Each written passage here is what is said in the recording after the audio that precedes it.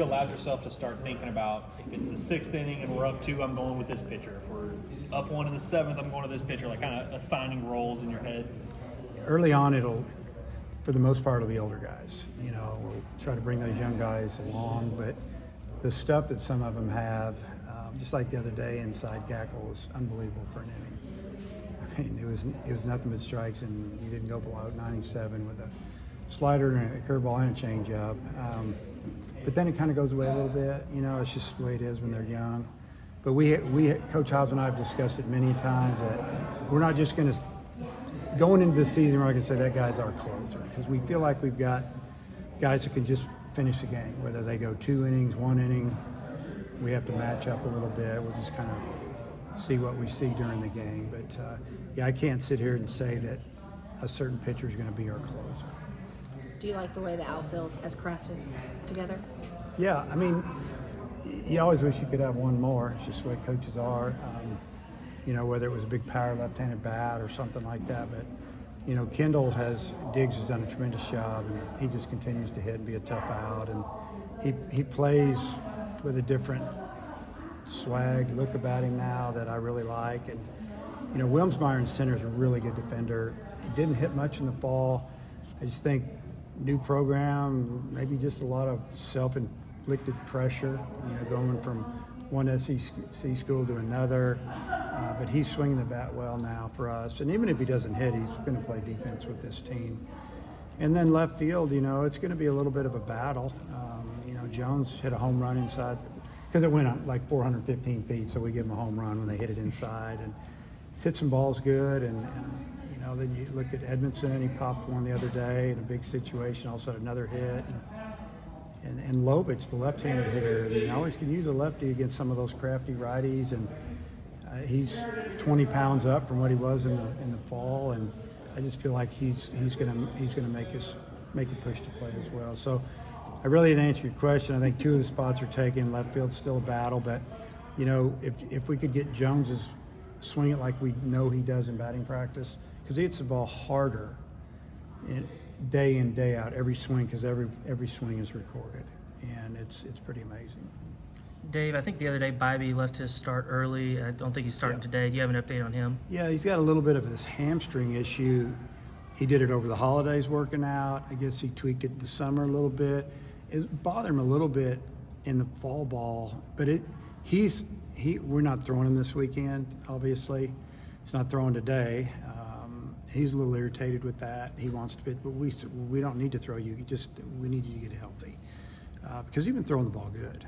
You got another pitch or 2 this year, and bigger and stronger, and throws a lot of strikes. So, it's a little bit of a light hammy. He's got to keep it stretched out, and I'm hoping that it's maybe just one of those things that once it gets over the hump, it's done.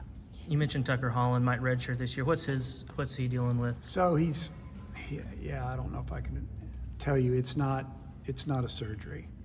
It's more about it's a bone issue that is bothering him, and might be just a situation where we have to let that heal for a while. And there's no reason to try to rush him, because he could really get hurt. It's always an excitement when baseball's rolling around, but you had to bring in extra tables today. Have you noticed that it's even more this year? Yeah, it was great. I mean, I didn't bring him in, but yeah, it was pretty cool to see this many people come out. It was a nice day. There's a lot of hype on the baseball program right now, and they know that we have a chance to be pretty good. And I think, it's just all coming together for us. I think that if we can have a good month, it'll be just this big next month as well. So exciting for me as a coach, and our whole staff came to this one. They're all back with the players right now, but it just kind of keeps you motivated a little bit. We're motivated as it is, but it always helps. Dave, would you like to go Smith, Molina, Taggart, and then Bybee or somebody for the opening weekend, or what do you think? It'll probably be those 3 for sure. The first 3 you mentioned, and then Bybee could go on that Monday. It could be Colin Fisher, true freshman. He threw extremely well last weekend. I mean, it was really good, and his velocity's going up. The command is still there, and he could throw his changeup and his curveball anytime he wants for a strike. And boy, that's special when you're left-handed and you can do that. How would you assess Molina's preseason? Well, he had a really good fall. Although he didn't throw a ton of strikes in the fall, we didn't score on him. You know, a lot of 2-2, 3-2 counts, strikeout, fly ball. We didn't hit him. The other day we got him, and he got behind the count. And I think somebody is that when somebody hit a home Diggs, run. huh? Yeah, Diggs went down and got one, and or was that off? Did Diggs hit the home run off Smith? He's hit one off of both hit of one them. Yeah, so there you go. I mean, left on left against two really good lefties. So, yeah, I mean, how do I assess it? He's going to be better than he's been his first couple outings, I really feel. You mentioned that was the first day you did the starting lineup, kind of loaded up on one side. How good was it to see them get after a pitcher that you know is good Yeah. and someone that y'all hadn't really hit before? Yeah, they fought him. I mean, even the outs were hard. They were tough out. He had to fight to get him out. Pitch count was getting up, and I commented about it after the scrimmage. Both teams really did a good job of, you know, you had Molina going against Smith, and you had both teams made 2 quick outs. And then the third out, they had to fight. They both one through 20 pitches, 1 through 18, and they both had 2 outs under 5 pitches. So our hitters did a good job, and that's how you win on a Friday night. You get that starter's pitch count up. You get to that bullpen, the other team coach started getting a little nervous, thinking, I still got 2 more games to play. I'm gonna, you know, you have to do a lot of thinking when your starter's pitch count gets up on game 1 of a series. Speaking of the bullpen, what does yours look like at the back end now? Well, you know, kind of answered it earlier. We're not going to just, you know, designate a closer or announce a closer. We're going to use probably 3 or 4 guys and just let them go. I mean, if you put McIntyre in the 7th, he may probably be better in the 8th and the 9th. You know, you could do that with Gage Wood as well. A few other guys. There's a couple of our freshmen that, honestly, I trust them to go get the last 3 outs of the game. Now, I don't know if I want them going and getting a bunch more right now, but for 1 inning, adrenaline, everything going on, they throw it over the plate and their stuff's really good. You mentioned the conversation you had with Hagan about maybe pulling him in inning early. What was his kind of reaction to that? How difficult is that for? You know, he just kind of looked at me funny. Hagan is a great teammate, and he's never going to say much. You know, he's going to, you know, I know what he's thinking when it happens, because it's going to happen. If we got a 6-run lead in the 6th, and he's up to 85 pitches, he doesn't need to go 105. He doesn't, you know, these are the things that, and a lot of times I tell Coach Hobbs, we need to get him. Because, you know, the pitch goes, just let him go back. But now's important, but later's more important. So if we can save an inning here and there, it might help us down the road. You've done that with a lot of good pitchers in the past. Do you ever say, hey, why don't you call Hagan and explain to him why you're in the big leagues now, or you're in AAA or whatever, why this is a good? Yeah, I mean, that'd be something if we had him fighting us, but he's not going to fight us on it. He gets it. I mean, he's been in all the roles. He's been a middle reliever. He's been a closer. He's been a starter. He's grown up, you know, from those experiences as far as knowing I don't need to go out in the first inning and throw every pitch 99 miles an hour. I need to be able to pitch at 95, 97, and we'd rather have him go 93, 97 when he needs it in the 5th. And so you have to hold some back, and he has to pitch, you know, use his changeup and his cutter, and he's learning to do that, and he knows for him to be a starter here and at the next level, he's got to go out there and show people that. From your seat, how have you seen the chemistry continue to develop with Stovall and Aloy? It's been good. It's been good, you know, because Peyton didn't play catch all fall when we were on the field. He was doing all this rehab and all this work. So when we came back first day of practice, Aloy was playing catch with like Jared Sprague-Lott, who's his roommate. Well, he's more of a third baseman. And so I went up to Peyton and I said, hey, you're going to play catch with that guy? And then I went, you know, and he goes, yeah. And then Aloy, I said, you're going to play catch. And so now that's his throwing partner. That's just the way it works. They just need to know each other. They need to have a feel if they're going to flip it or backhand it, or they just need to know each other and know the spin of the ball, everything. But I feel like Vaheva's really, really easy to get along with. He's not super loud. He's fun to be around. The guys all like him, and I think he's really enjoying his time here. Yeah, Peyton said he was kind of quiet. Took him a while to start talking, and then obviously culturally they're just different too. Yeah. But once he kind of opened up, he's been fun to be around. Yeah, he's. I mean, on his visit, he wasn't feeling real good on his visit, and he ended up going and getting his gallbladder taken out. I don't know if you guys know all this. Oh, that's a good story down the road for you. So he was going to go play in the Cape, and after he committed to us from the airport, gave him one more shot. I called him at the airport before he got on the plane. He committed and canceled his other trips because he might be wearing another uni. It was scary, but he went back. He'd been having problems. He played with stomach issues all spring last year, and they took his gallbladder out. He's been fine ever since. So, yeah, he was super quiet on his visit, and we hoped he liked it. We felt like he did, but that's kind of just his personality. So maybe if you need a gallbladder removed, you're not as talkative too, right? I know I wouldn't be. I'd be a little bit irritable. Out and I'm still talking. A lady at our table wants to know.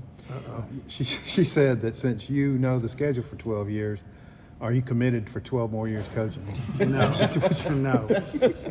Oh man, I'd be an old guy there. I'm already old enough, but no. Tell her. I saw D1 Baseball had Peyton Stovall as like the number 48 second baseman, which I thought was interesting. Do you think that's probably good for him mentally to kind of fly under the radar a little bit and just go out there and play ball and see what happens? Yeah. So I got that. I looked about. I know 2 names that were 1 and 2, and then I just moved on to the next tweet or whatever it was I was looking at. But they don't know. They don't know yet. They know what could be, but he has to do or think about it. His first year he played first base. His second year he was fielding really well, but his arm was bothering him all year, and it's hard to swing a bat when your shoulder's got a tear in it. And he fought through it. It's a different swing now. It's different, and yeah, I'm sure he's on a mission. Let's just put it that way. He was below Ethan Bates, which I thought was pretty funny. Yeah, I love Ethan, but anyway. Dave, I know it's a couple years away, but I think the SEC tournament format for the coming years when it goes to 16 teams was announced. Just what are your thoughts on that format? Yeah, it starts in 25, and my thoughts, so we only had so many options. So when we broke down the option, that was the option that I preferred. I think what it does, it gives the teams that did well during the league, the grind, a chance to get a bye or 2. Now, I'm not in love with single elimination, but if you finish in the top 4, you get 2 days off. You finish in the top maybe 5, 6, 7, 8, you get 1 day off, something like that. And the way you look at it is, okay, I would hate to be the number 1 seed having to play a 16, and they didn't throw the race on the weekend because they knew they have to win the tournament. This makes more sense. You can line your pitching back up. And if you finish way down, and hopefully it doesn't happen to us, then you should have to win some games there to get in. And but at least you still get to go to the tournament. You get to work out a little bit. You win, you get to play again. When you get to play again, you win 2, you're probably in the championship game, I think. So I think that's the way it works. You could win 3 games and win the championship, and man, that's a lot better. That's a lot better than having to win 4, maybe even 5, and maybe even 6 if you lost first day.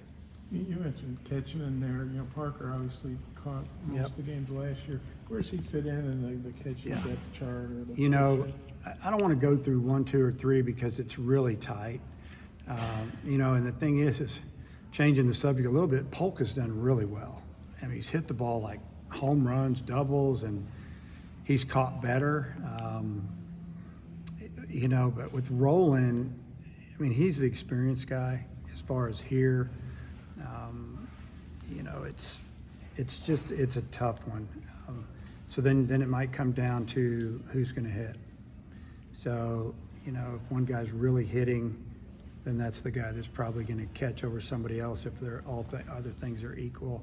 I mean, there won't be one guy that's catching every game this year. It'll be broken up between probably 3, and midweek games. If Helfrich catches a game on the weekend or 2, whatever he does, but if he's not the everyday starter, you're going to see him a lot in the midweek, and then it becomes tough because you got to develop guys.